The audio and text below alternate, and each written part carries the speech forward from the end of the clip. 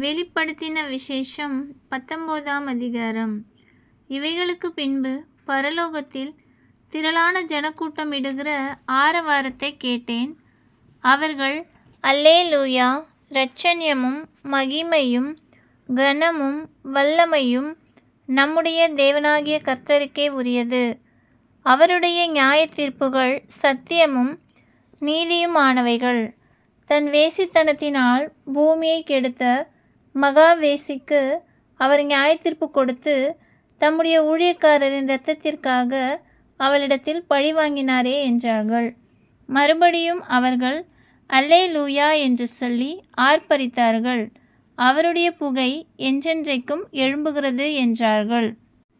24 மூப்பர்களும் 4 ஜீவன்களும் வணக்கமாய் விழுந்து ஆமேன் அல்லேலூயா என்று சொல்லி சிங்காசனத்தின் மேல் வீற்றிருக்கும் தேவனை தொழுது கொண்டார்கள். மேலும் நமது தேவனுடைய ஊழியக்காரரே, அவருக்கு பயப்படுகிற சிறியோரும் பெரியோருமானவர்களே, நீங்கள் யாவரும் அவரை துதியுங்கள் என்ற ஒரு சத்தம் சிங்காசனத்திலிருந்து பிறந்தது.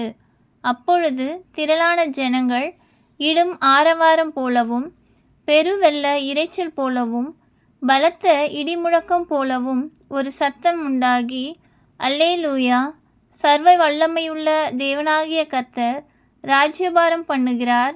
நாம் சந்தோஷப்பட்டு களி கூர்ந்து அவருக்கு துதி செலுத்த கடவோம். ஆட்டுக்குட்டியானவருடைய கல்யாணம் வந்தது, அவருடைய மனைவி தன்னை ஆயத்தம் பண்ணினாள் என்று சொல்ல கேட்டேன். சுத்தமும் பிரகாசமுமான மெல்லிய வஸ்திரம் தரித்து கொள்ளும்படி அவளுக்கு அளிக்கப்பட்டது.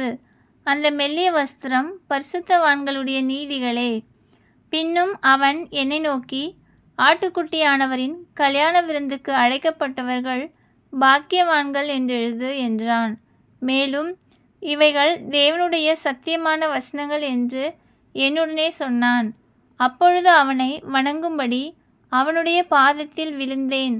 அவன் என்னை நோக்கி, இப்படி செய்யாதபடிக்கு பார், உன்னோடும் இயேசுவை குறித்து சாட்சியிட்ட உன் சகோதரரோடும் கூட நானும் ஒரு ஊழியக்காரன். தேவனை தொழுதுகொள். இயேசுவை பற்றின சாட்சி தீர்க்க தரிசனத்தின் ஆவியாயிருக்கிறது என்றான்.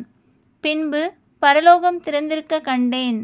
இதோ ஒரு வெள்ளக்குதிரை காணப்பட்டது. அதின் மேல் ஏறியிருந்தவர் உண்மையும் சத்தியமும் உள்ளவர் என்று எண்ணப்பட்டவர்.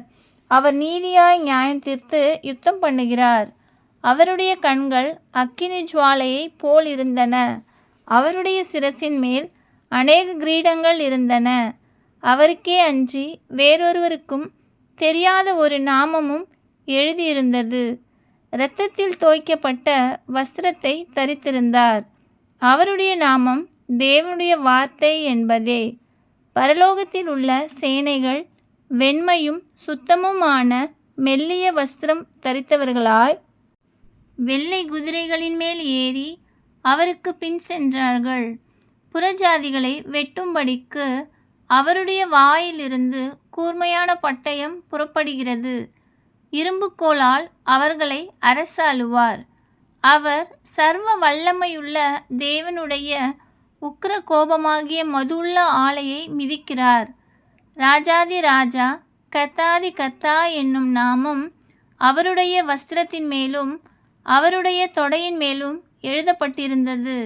பின்பு ஒரு தூதன் சூரியனில் நிற்க கண்டேன்.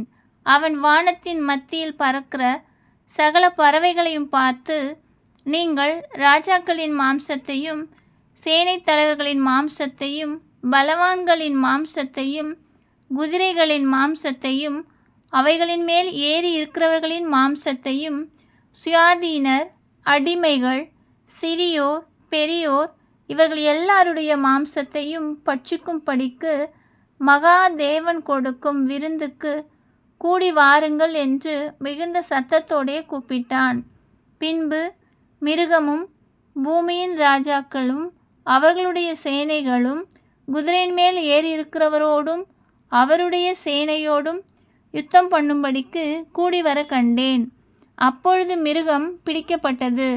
மிருகத்தின் முன்பாக செய்த அற்புதங்களால் அதன் முத்திரையை தரித்தவர்களையும் அதன் சொரூபத்தை வணங்கினவர்களையும் மோசம் போக்கின கள்ள தீர்க்கதரிசியும் கூட பிடிக்கப்பட்டான்.